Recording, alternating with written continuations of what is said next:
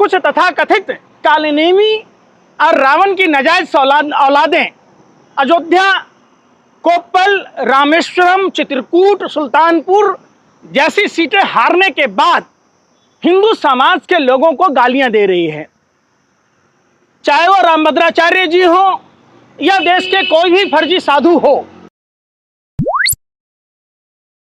पंकज जी, आचार्य रामभद्राचार्य जगत गुरु ने कहा है कि जो वोट नहीं बीजेपी को देता वो मंथना की औलाद है। अब ये तो देखिए, साधु संत की ये भाषा नहीं है। हाँ। अगर साधु संत अगर इस तरीके से मिसबिहेव वाली भाषा बोलता है तो हम बोलेगा तो फिर लोग कहता है कि बोलता है। रामभद्राचार्य जी, ये तो बताइए कि क्या हिंदू धर्म का अपमान, हिंदुओं का अपमान कराने की आपने ठेकेदारी ले रखी है क्या? किस तरीके से कुछ तथाकथित कालनेमी और रावण की नाजायज औलादें अयोध्या, कोप्पल, रामेश्वरम, चित्रकूट, सुल्तानपुर जैसी सीटें हारने के बाद हिंदू समाज के लोगों को गालियां दे रही है, चाहे वो रामभद्राचार्य जी हो या देश के कोई भी फर्जी साधु हो। जब बात हिंदुओं की आती है तो वो रामभद्राचार्य जी भाजपा पर सवाल क्यों नहीं उठाती है? नहीं उठाते कि 250 करोड़ का चंदा 20 कंपनियों से भारतीय जनता पार्टी ने क्यों नहीं लिया? पंकज जी, बागेश्वर बाबा कह रहे हैं कि देश को मुसलमानों और सिखों से खतरा नहीं है, जितना खतरा उन्हें हिंदुओं से है, जो हिंदू गद्दार हैं। देखिए, सबसे बड़ा हिंदुओं के गद्दार अगर कोई है तो जो साधु संत किसी न किसी राजनीतिक पार्टी से संबद्धता रखता है। साधु संतों की अपनी एक सनातन परंपरा में योगदान रहा है। हमने दगीची मुनि को देखा है, हमने महर्षि विश्वामित्र को देखा है, हमने महर्षि वशिष्ठ भी देखा है। देखिए, हम लोग गद्दार नहीं हैं, हम लोग धर्म के रक्षक हैं। हाँ। सुनिए ना बात। हाँ। आप सुनना नहीं चाहती? नहीं बोले। ये साधु संत जो कहते हैं कि ये लोभ, मोह, माया सब बेकार की चीजें हैं, वो सरकार के एजेंट के रूप में काम कर रहे और 25-25 करोड़ रुपया राम कथा और कृष्ण कथा कहने का लेते हैं। जब हिंदुओं को भारतीय जनता पार्टी की सरकार ने जब बनारस में स्कंद पुराण में वर्णित औरंगजेब से भी ज्यादा मंदिरों को तोड़ा, तब ये फर्जी साधु संत एक शब्द नहीं बोलते। जब अयोध्या में जिनके पुरखों ने कार सेवकों की सेवा की, जिन्होंने राम भक्तों की सेवा की, उनको जब उजाड़ा गया तो ये फर्जी साधु संत जो तथाकथित रावण और कालनेमी की भूमिका में है आधुनिक भारत में, उन्होंने एक शब्द नहीं बोला। चमत्कारी है ये, कोई चमत्कारी नहीं है। हाँ। ये भाजपा आरएसएस के दलाल हैं। हाँ। ये उनकी दलाली करने वाले लोग हैं। प्रभु श्री राम और कृष्ण होते तो उनके आंखों से आंसू नहीं रुकते, क्योंकि भारतीय जनता पार्टी और तथाकथित ये फर्जी साधु संतों ने जब 18% गंगाजल पर भाजपा द्वारा जीएसटी लगाने की कोशिश की गई, तब भी इन्होंने जवाब नहीं दिया, कोई विरोध प्रदर्शन नहीं किया। जब 20 कंपनियों से भारतीय जनता पार्टी ने 250 करोड़ से ज्यादा के चंदा लिए, तब भी ये फर्जी साधु संतों ने कोई एतराज नहीं जताया।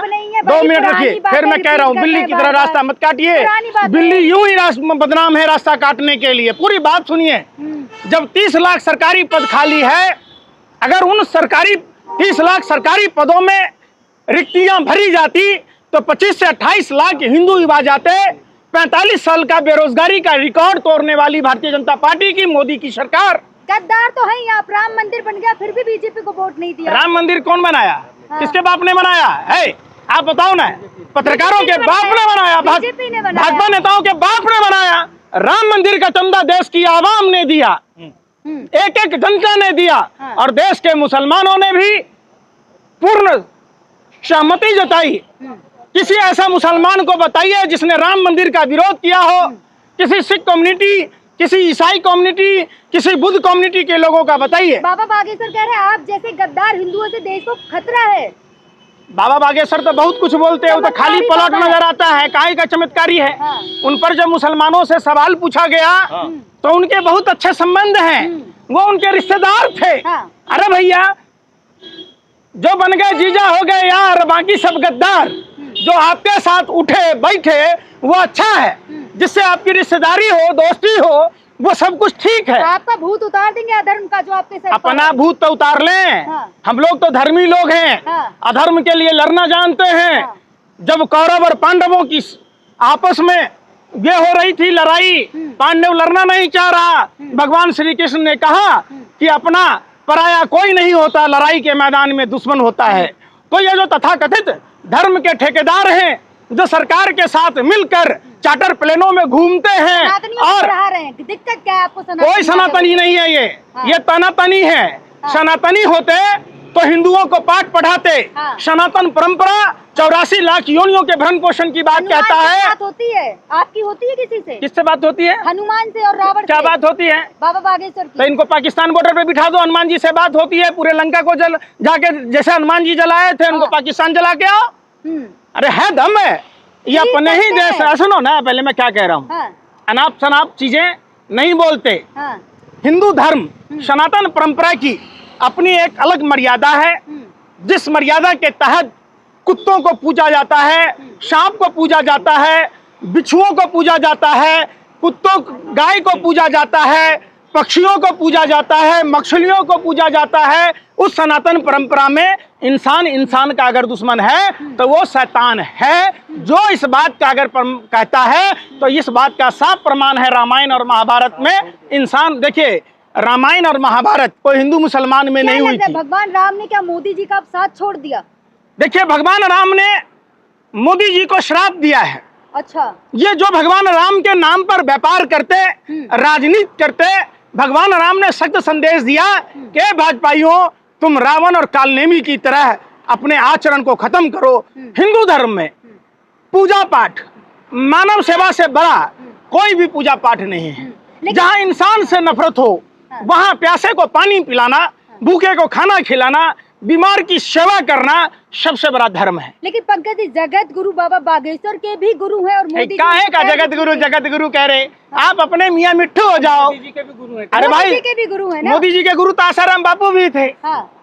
तब आपका हम अपना गुरु बना ले आसाराम बापू को। गुरु की बात अलग है। मैं क्या कह रहा हूँ, हमने आसाराम को भी देखा है और बाबा झांसा राम को भी देखा है। तो हम इन चक्रों में नहीं पड़ते। हमारा धर्म कहता है, हमारे धर्म में धरती की पूजा होती है, जल की पूजा होती है, वायु की पूजा होती है, अग्नि की पूजा होती है। यही वास्तविकता है। विश्व वसुधैव कुटुंबकम की बात कीजिए, सर्वजन हिताय सर्वजन सुखाय की बात कीजिए। बाबा गलत क्या कह रहे हैं? सही तो कह रहे हैं। क्या कह रहे? सनातनियों। अच्छा, जिसके गले में मंगलसूत्र नहीं है वो खाली पलट है, बाबा बागेश्वर कहते हैं। आप बताइए। एग्जाम्पल दिया था उन्होंने। क्या का एग्जाम्पल? अगर उनकी बहन की शादी नहीं हुई तो क्या वो खाली प्लाट थी? शादी हो गई तो क्या वो हरी भरी प्लाट हो गई? आप बताओ। आप दूसरों के साथ वही व्यवहार करो जो आपको खुद को अच्छा लगता हो। आप ऐसे बयान नहीं दे सकते। पिछला बता देंगे सब। हमको जरूरत ही नहीं है। देखो, आप राजा हरिश्चंद्र को देखे होंगे, राम को देखे होंगे, कृष्ण को देखे होंगे। इन्होंने कभी अगले पिछले के चक्कर में नहीं पड़ा।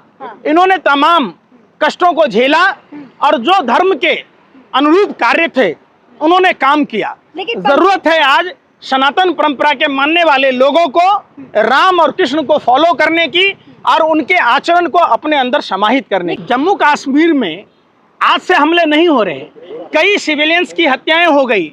ये अपना पीठ जूठा थपथपाते हैं। आज तक पुलवामा घटना पर जिक्र नहीं हुआ कि वो 300 से अधिक RDX किसके थे, 50 किलो जेलेटिन किसकी थी, वो कार किसकी थी। तो आप जब देखेंगे, चाहे बलात्कार देखेंगे, चाहे भ्रष्टाचार देखेंगे, चाहे गुंडा मवालियों की फौज देखेंगे, वो सारे भारतीय जनता पार्टी में मिलेंगे। जिसके हाथ में है भाजपा का झंडा, समझो वो भ्रष्टाचारी, बलात्कारी या तो गुंडा। आप प्रज्वल रमन्ना पर बात नहीं करते, आप अमित मालवीय पर बात नहीं करते, आप ब्रजभूषण शरण सिंह पर बात नहीं करते, आप मणिपुर पर बात नहीं करते। आप भाजपा के नेता जो पूर्वोत्तर भारत में जिसके यहाँ दारू के पौए मिले, जेलेटिन मिला, RDX मिला, कंडोम मिला, तमाम जेलेटिन मिला, आप उसकी बात नहीं करते। आप बात क्या करते? आपने कभी बात की कि जो कपिल मिश्रा प्रधानमंत्री पर आरोप लगाया कि प्रधानमंत्री ने लड़की को अगवा कराया, उस बात का जिक्र नहीं करते। वो कपिल मिश्रा ने प्रधानमंत्री पर ऐसे बयान, अनर्गल बयान, और वो भी सार्वजनिक रूप से क्यों दिया? आप तो आप उसको पुरस्कृत करना चाहिए या सम्मान करना चाहिए? सम्मान करने का मतलब है कि कहीं ना कहीं दाल में काला नहीं है, पूरी दाल काली है। लेकिन उसके बाद मोदी जी ने आज कहा है एक एक को देखा जाएगा। किसको देखेंगे? जिन्होंने हमला किया। कहाँ? बस पे। पुलवामा में देख लिए, वो आंखें लाल करके दिखा लिए। चाइना में गलवान में घुस गया, हमारे भारत माँ के फौजियों को शहीद होना पड़ा। आप देख लीजिए कश्मीर में लगातार हो रहा है, जिसका जम्मू कश्मीर के 3 टुकड़े किए इन्होंने सिर्फ और सिर्फ अडानी को फायदा पहुंचाने के लिए। लिथियम का भंडार अडानी को सौंपने के लिए, न कि जम्मू कश्मीर के लोगों को फायदा दिलाने के लिए, वहां अमन भाईचारा कायम करने के लिए नहीं किया। वो सिर्फ लिथियम का भंडार का खेल। मोदी जी शपथ ले रहे थे, उधर बड़े बड़े जो चैनल हैं उसके एंकर कितने खुश थे, कल देखा नहीं आपने? देखिए, पहले राजा महाराजा भान रखता था राजा का गुण गाने के लिए, अब ये मीडिया के लोग हैं। सरकारी खजाने से प्रत्यक्ष और अप्रत्यक्ष रूप से जो विज्ञापन दिए जाते, इसका नतीजा है वो मीडिया कर्मी खुश थे कि अब पापा फिर से तीसरी बार प्रधानमंत्री बने हैं, फिर से हमें विज्ञापन मिलेगा। और उनको फाइनेंस करने वाली तमाम कंपनियां, देश के जो लुटेरे जो 16 लाख हजार करोड़ रुपया बट्टे में लिया, उन कंपनियों का हिस्सा इन मीडिया चैनलों को पहुंचता रहेगा। पत्रकारों का अपमान कर रहे हैं आप इस तरीके के शब्द यूज करके। हम पत्रकारों का अपमान नहीं कर रहे हैं, हम उन दलाल पत्रकारों का अपमान कर रहे हैं जो पत्रकार कभी प्रज्वल रमन्ना पर, अमित मालवीय पर, ब्रजभूषण शरण सिंह पर, मणिपुर पर और हाथरस उन्नाव पर डिबेट नहीं करता। आप फिर क्या कारण है कि मोदी सरकार में प्रज्वल रमन्ना, जिसको मोदी जी गारंटी दे रहे थे, वो देश छोड़कर जर्मनी भागने में कामयाब कैसे हुआ? हार तो गए। अरे भाई, देश छोड़ के भाग गया, आपको शर्म नहीं आती? आप पत्रकार हो। अरे देश का मजदूर रेल के पटरियों पर कटता रहा, उनकी साइकिलें छीन ली गई, उनको पैदल नहीं चलने दिया गया। 13 साल की बच्ची फरीदाबाद से ज्योति को घर तक लेके गया, एक बीमार माँ को अपने कंधे पर अपने माँ को लेकर गया, लेकिन उन मजदूरों को रोका जा रहा था, लेकिन प्रज्वल रमन्ना को रोकने की कोशिश नहीं। अब तीसरी बार प्रधानमंत्री बने हैं, बड़े बड़े फैसले लेंगे। फिर देश की अर्थव्यवस्था चौपट होगी, फिर से बेरोजगारी बढ़ेगी, फिर महंगाई बढ़ेगा, फिर से देश में अराजकता बढ़ेगी, फिर से देश में नफरत बढ़ेगा। तो इसलिए देश की आवाम को सजग रहने की जरूरत है। सरकार है ये चंद दिनों की सरकार है और बैसाखी की सरकार है। 3 तिहाई पीएम है, यहाँ उसी को खुश करने में लगे रहेंगे और खुश करने के चक्कर में देश के जनता को नाखुश कर देंगे। लेकिन आपने देखा होगा एग्जाम, नीट का एग्जाम पेपर लीक की बात की जा रही है, कुछ तो शर्म होगा ही। कैसे सारे छात्रों को एक ही तरह के मार्क्स मिले, बार बार पर्चा लीक होना। आखिर क्या प्रधानमंत्री जी के बच्चे होते तो प्रधानमंत्री को दर्द होता? आखिर बिल्कुल, बाल न बच्चा नींद परे अच्छा। एक माँ बाप से पूछिए, अपना पेट काट कर, अपने अरमानों की तिरंजलि देकर बच्चे को पेपर देने भेजते हैं। प्रधानमंत्री को क्या पता है कि बच्चे एग्जाम सेंटर तक कैसे पहुंचते हैं? एक एक एग्जाम सेंटर में जाने पर, एक एक परीक्षा देने पर विद्यार्थियों को कम से कम 10,000 रुपए का खर्च होता है। ये निश्चित तौर पर ये शर्म की बात है। और देश के प्रधानमंत्री को, गृह मंत्री को, शिक्षा मंत्री को मुंह में काली पोत लेना चाहिए, चुल्लू पर पानी में डूब मरना चाहिए। इनसे परीक्षा लीक नहीं रोका जा सकता, शिक्षा विभाग का भ्रष्टाचार नहीं रोका जा रहा, तो इनके बस की क्या बात है बताओ? लेकिन एक ही सेंटर के दर्जनों छात्रों को 720 में से 720। देखिए, सिर्फ एक ही जगह नहीं, आयुष्मान में भी देखे होंगे, एक ही मोबाइल नंबर से लाखों की संख्या में लाभान्वित थे। ये सारे फर्जीवाड़ा है और ये फर्जीवाड़ा देश की आवाम बिल्कुल खत्म करके रहेगी।